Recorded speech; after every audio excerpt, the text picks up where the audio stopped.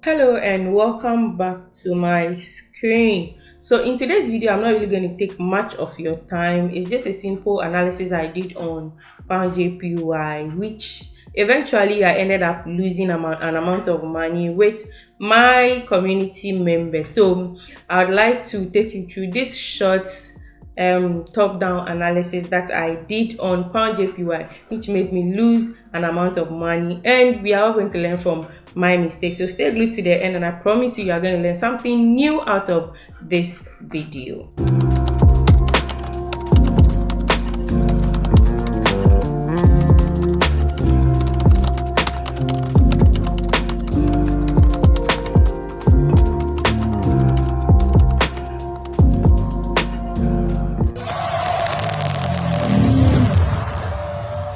Alright, so now on my favorite pair, which is pound JPY. So you've been following me some time now, you should know that my favorite pair is pound JPY. And this year I decided to add pound USD and gold. I used to trade a lot of pairs sometime, but this year I've decided to limit it to pound JPY, pound USD, and gold, and also synthetics. So if you're not part of my Telegram channel as well, I'll drop the link in the description below. Please do well to join and benefit from my knowledge. Now when you look at this pair, you realize that we've been trending upwards for some time now. So price was creating a series of higher highs and higher lows, and eventually when price got here, we're expecting price to break this previous low on this support level. We're expecting price to break, but we didn't have a break, but rather a push further to the upside. So what are we going to look out for? We are going to be looking out for buying opportunities. As our favorite saying goes, the trend is your friend. That's our national anthem as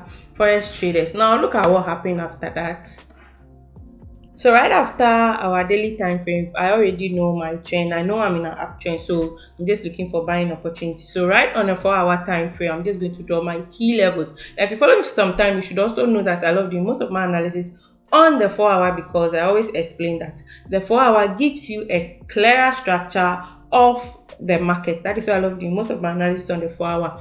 And sometimes after doing my analysis, if I get an entry signal on the 4-hour, I enter directly without moving to the 1 hour. The lowest I do is the 1 hour time frame. Now what did I do on the 4-hour? The 4-hour time frame, I just draw my key zone. So this is my key zone. So eventually what is going to happen here, I'm just expecting price to come back for a retest. Then we have a further push to the upside, since we are in an uptrend like I said earlier. Now earlier on, this is what happened. We have our zone here, and this is just a very simple analysis.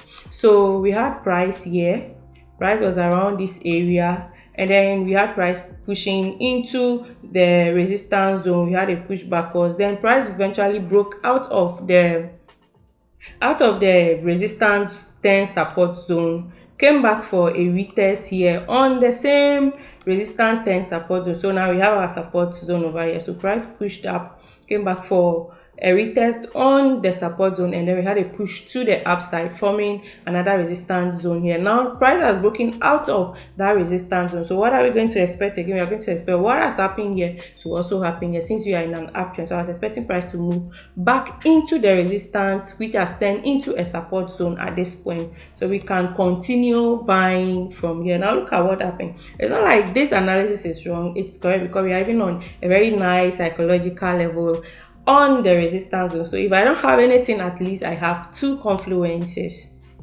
Now when we add our Fibonacci retracement, we are going to have almost 3 confluences. So I'm not wrong in any way. It is the market that did not go in my favor. So let's look at the Fibonacci retracement. So you see the Fibonacci retracement to the 50% and 61% are my golden zone. So you see where this is the 60%. Look at this clearly. We have the 61.8%, we have the 50%, and these are my golden zones. Now let's look at the behavior of price on the zone. So like I said, we have almost 3 confluence: support and resistance. We have Fibonacci retracement level. We also have a psychological level on this same trade. Okay, now let's see what happened. Now you can see that price has gotten there. Let me take off this one so we can all see it clearly. You can see that price has gotten there, and we already have some rejections, or we have started seeing the boost coming into the market. Now what I did is right now I moved to the 1 hour time frame immediately and look for my current resistance break. So these are some of my entry confirmation, current resistance break and current support break. So this is my current resistance break. So immediately price has broken out, I entered confidently because I have my confluences on point. So I entered, and this is what happened. I entered, I just brought up my long position to enter my SL just below the previous low. So this is our previous low right here.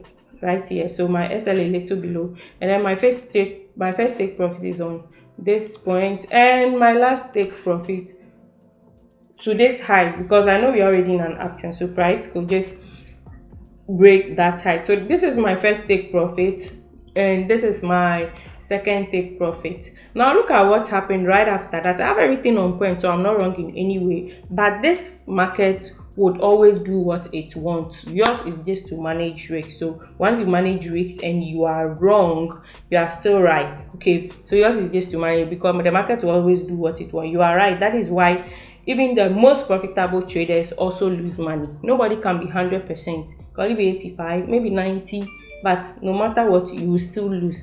This is just the behavior of the market. Now let's look at what happened. So you see, immediately price broke out. You can see price has broken out, then came back to this point. So when price broke out, price got back to this point. Let's move to the 4 hour time frame, and let me show you something on the 4 hour time frame. Now on the 4 hour time frame, you can see that we have a demand zone here.